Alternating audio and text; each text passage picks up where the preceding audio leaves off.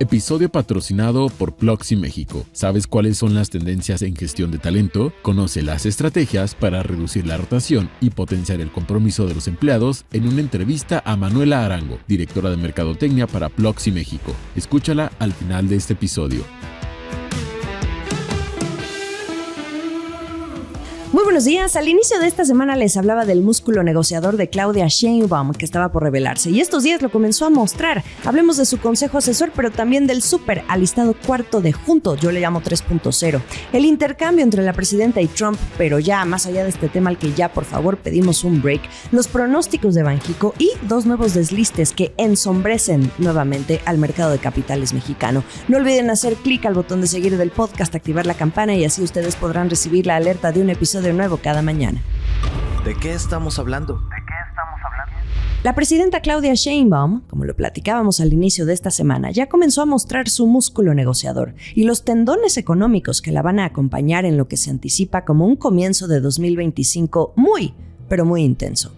El cuarto de junto ya está listo, súper listo y muy bien armado, según algunas fuentes que me ponen al tanto. Yo le estoy llamando el cuarto de junto 3.0 porque es la tercera vez que se conforma.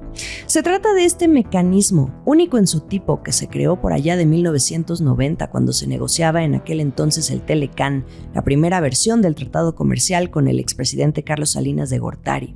Cuando hablamos del cuarto de junto, hablamos de ese Dream Team conformado por los miembros del sector privado, la élite empresarial y expertos técnicos en diversos sectores productivos de la economía.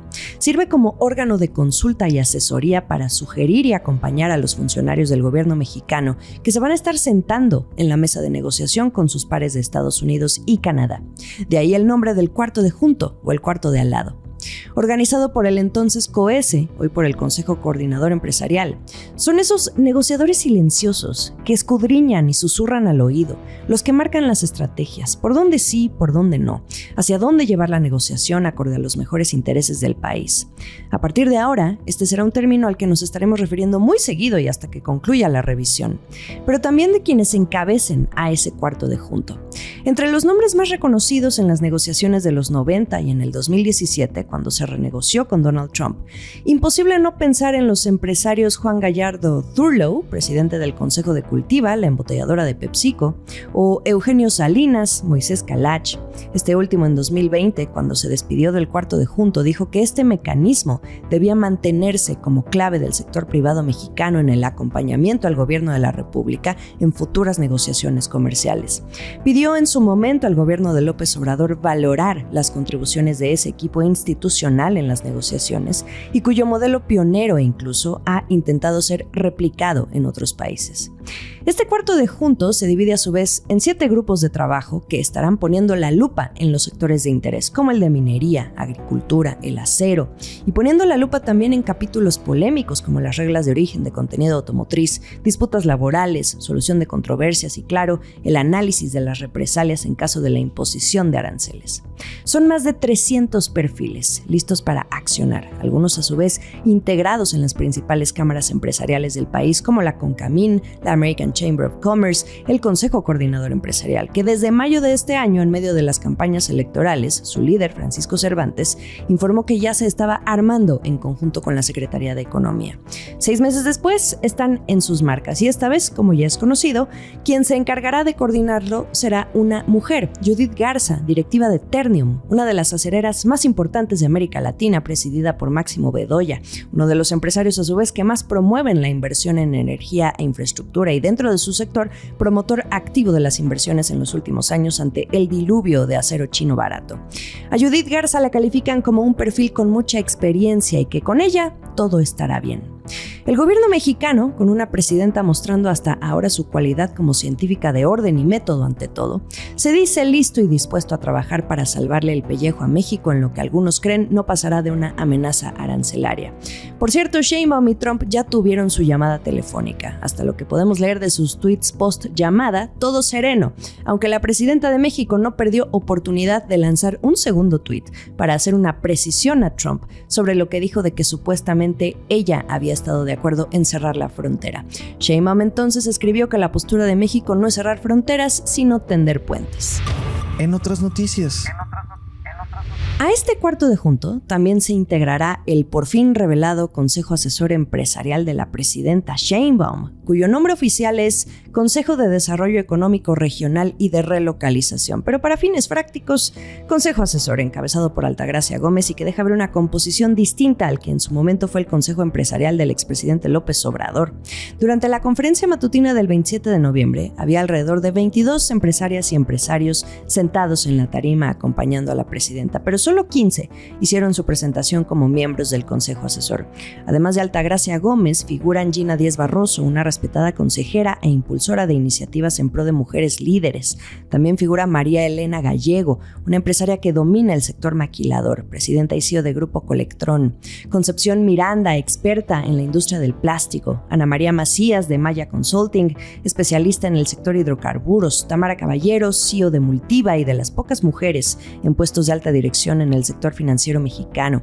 Está también Blanca Treviño, presidenta de Softec, una empresaria a la que se le sigue reconociendo como una de las emprendedoras más destacadas en México, aunque su empresa esté ya muy lejos de este término por ser de las principales proveedoras de tecnologías de la información en Latinoamérica, si no es que la principal. También tenemos a Miriam de la Vega, consejera regional de Banco de México y de empresas como Fresnillo, Peñoles y Citibanamex. Dirige además empresas de almacenamiento, inmobiliarias y de agua. Y después tenemos nuevas caras de la vieja guardia empresarial, como Armando Garza Sada, presidente de Grupo Alfa, quien recién escindió a la autopartera Nemac. Sorprende también Juan Domingo Beckman, dueño de la tequilera José Cuervo, uno de los más discretos entre los empresarios mexicanos y que se deja ver poco. También Antonio del Valle, presidente de Grupo Caluz, quien desde la campaña presidencial mostró apertura a las ideas de Sheinbaum durante la etapa de los diálogos por la transformación, en la que Altagracia Gómez fue la interlocutora clave con los más escépticos a la sucesión tras la presidencia de López Obrador. Eduardo Tricio, dueño de Grupo Lala y accionista de Aeroméxico. Rodrigo Herrera, de Genoma Lab, mejor conocido por el público mexicano tras aparecer en la serie de emprendimiento Shark Tank. También el empresario hotelero José Chapur, dueño de Palace, y el presidente de Acero Raúl Gutiérrez Muguerza. En una primera y rápida lectura, 15 líderes representando a sectores muy específicos de la economía nacional. Y ya notan a los grandes ausentes, bueno, salvo de Acero, que sería el único la única empresa que estaría repitiendo entre el Consejo de Sheinbaum y el Consejo que en su momento tuvo el expresidente López Obrador. Pero bueno, los grandes ausentes, gran diferencia contra los perfiles que conformaban al Consejo de López Obrador, quienes originalmente eran Ricardo Salinas Pliego de Grupo Salinas, Bernardo Gómez de Televisa Univisión, Olegario Vázquez Aldir de Grupo Empresarial Ángeles, Daniel Chávez de Grupo Vidanta, Carlos Hank González de Banorte, en su momento Miguel Rincón de Biopapel, Sergio Gutiérrez de Acero y Miguel Alemán Magnani, en aquel entonces presidente de Interjet. También se dejaba ver con Germán Larrea, López Obrador y el más importante de todos, Carlos Slim. Entre el empresario y la ahora presidenta Sheinbaum ha habido intercambios este año en cuanto a la responsabilidad atribuida al colapso de la línea 12 del metro, la tragedia que sacudió a la Ciudad de México en 2021. Sheinbaum en campaña lo atribuyó a errores de construcción. Acuérdense que Slim fue una de las empresas de Carlos Slim, fue parte de la construcción. Mientras tanto, Slim, en la única conferencia de prensa que convocó en febrero de este año, dijo que fue por falta de mantenimiento cuando Sheinbaum aún era jefa de gobierno. Amplia diferencia en la conformación entre el Consejo Asesor de AMLO y el de su predecesora. Quizá ante el contexto que se avecina por esa revisión comercial donde se opta por perfiles técnicos y sectoriales más que por el poderío y las carteras. La que también deja ver su toque en la conformación de este Consejo Asesor de Sheinbaum es Altagracia Gómez, quien no perdió oportunidad de presumir un mayor número de mujeres integrantes y la estrategia que seguirán en torno a ese Plan México que involucra el desarrollo económico del país como los famosos polos de desarrollo. Esto es el dato del día. Dato del día a medio actualizar, porque Banco de México mantuvo en 1.2% su pronóstico de crecimiento para la economía mexicana en 2025. Ni una coma le movió y dista mucho, pero muchísimo del 2 a 3% que prevé Hacienda para el próximo año y que ha sido tan cuestionado su optimismo nuevamente por el clima de incertidumbre y los últimos apuntes de los analistas y calificadoras de riesgo para el primer año del sexenio. El Banco Central fue claro en su justificación de ese 1.2% que estiman y que se mantiene. Dicen que la trayectoria de pronóstico está sujeta a incertidumbre. Lo que sí mejoró fue el pronóstico para 2024, luego de que se viera una mayor expansión del PIB en el tercer trimestre la semana pasada. Banjico ahora ve que la economía mexicana cerrará el año con un crecimiento puntual de 1.8%, desde uno previo de 1.5%. El intervalo para el crecimiento esperado del PIB en 2024 se ajusta a uno de entre 1.6 y 2%, desde uno previo de 1.1 y 1.9%. A propósito del torbellino norteamericano de los últimos días, desde el Banco Central juzgan prematuro hablar de un impacto sobre la inflación y la actividad económica ante una posible guerra arancelaria detonada por la política comercial del presidente electo de Estados Unidos, Donald Trump. En resumidas cuentas, Banjico dice: cálmense todos, pero ¿debemos hacerlo? Acciones y reacciones. Para el sector bursátil mexicano, especialmente el mercado de capitales, otra noticia que empaña y que quizá ya se veía venir desde que se suspendió la acción. Hablo de Grupo Electra de Ricardo Salinas Pliego, que va a proponer el próximo 27 de diciembre a sus accionistas deslistar a la compañía de la Bolsa Mexicana de Valores para volverla una empresa privada luego de 31 años de cotizar. La empresa de Salinas Pliego está aplicando el mismo argumento que otras compañías que han salido ya del mercado público al decir que hoy la cotización de sus acciones no reflejan el valor real de la empresa y que más del 95% de los accionistas han manifestado su interés de volver privada a Electra. El asunto es que, a diferencia de esas otras empresas deslistadas, este aviso de Electra ocurre tras esa suspensión en la cotización de sus acciones que se dio a partir de un presunto fraude vinculado con un préstamo del fondo Astro Asset Management a Salinas Pliego, en el cual el empresario recibió los recursos colocando acciones de Electra como colateral en caso de impago. Lo último del caso, el cual hemos venido platicando en otros episodios, Salinas Pliego informó que las acciones no le fueron devueltas pese a que ofreció pagar el préstamo y entonces emprendió acciones legales en Reino Unido. Esto de acuerdo con información más reciente de Bloomberg News. Suspender las acciones implicó que Electra saliera del principal índice de la bolsa mexicana, que es el S&P BMV IPC. Esto fue en agosto, y esto para no causar disrupciones en las canastas que se operan a diario. La suspensión fue levantada el 22 de noviembre por orden de la Comisión Nacional Bancaria y de Valores, pero las ofertas sobre la acción han provocado que la bolsa mantenga la acción en suspensión. El último sorbo. La otra que también se despide ya formalmente es la desarrolladora Urbi de la Bolsa Mexicana de Valores, y eso ya estaba más que anunciado y cantado. Ustedes recordarán que esta empresa, junto a otras constructoras de vivienda como Geo y Omex, enfrentaron problemas financieros vinculados a cambios en la política de vivienda en el país durante el gobierno del expresidente Enrique Peña Nieto, quien modificó los apoyos a la construcción de vivienda horizontal de sus predecesores panistas. Hoy, desde el nuevo gobierno y con ese plan de construir 1 millón de viviendas, la presidenta Sheinbaum ha hablado de llevar a cabo el desarrollo en conjunto con actores externos al gobierno. Esto podría abrir nuevas oportunidades, pero mientras conocemos más este plan, Urbi sigue lidiando con su situación. Los auditores externos de la empresa han señalado desde 2018 que existe incertidumbre material sobre la empresa debido a un exceso de pasivos circulantes. Al respecto, la empresa ha dicho que llevó recientemente a cabo un proceso de reestructura operativa y organizacional a fin de generar el flujo requerido para mantener sus capacidades operativas. En el plano bursátil, finalmente recibió la autorización de la CNBV de cancelar sus títulos en el Registro Nacional de Valores.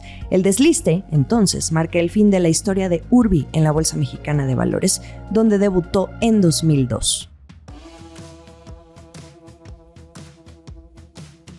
Lo mejor de la información económica y de negocios está aquí en La Estrategia del Día. Estamos en ex-Twitter como @laestrategiamx, en Instagram me encuentran como @JimenaBusiness y en YouTube los episodios completos en video. Esta fue La Estrategia del Día, escrito y narrado por Jimena Tolama, producido por Arturo Luna y Daniel Hernández.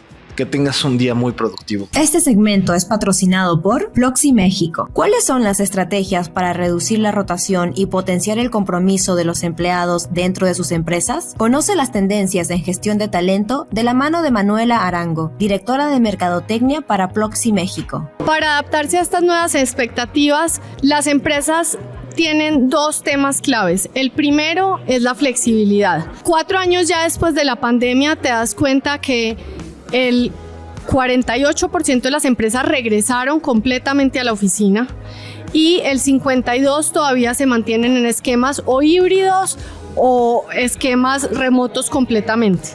Pero cuando eso lo contrastas con el deseo más bien del empleado, el 90% de los empleados quieren que tengas esquemas o híbridos o esquemas totalmente remotos. Entonces, entendiendo que la búsqueda de talento es un problema en México, que el desempleo es muy bajo en México, si tú quieres tener buen talento en la empresa, es un must para la compañía tener esquemas flexibles. Y lo segundo es el tema de desarrollo profesional. Cuando hablamos de desarrollo profesional, esto es un tema que es un driver y un motivador para que los empleados permanezcan en la compañía. Esto es demasiado importante para los empleadores mexicanos, porque el 38% de los empleadores mexicanos manifiesta tener problemas con encontrar el talento adecuado.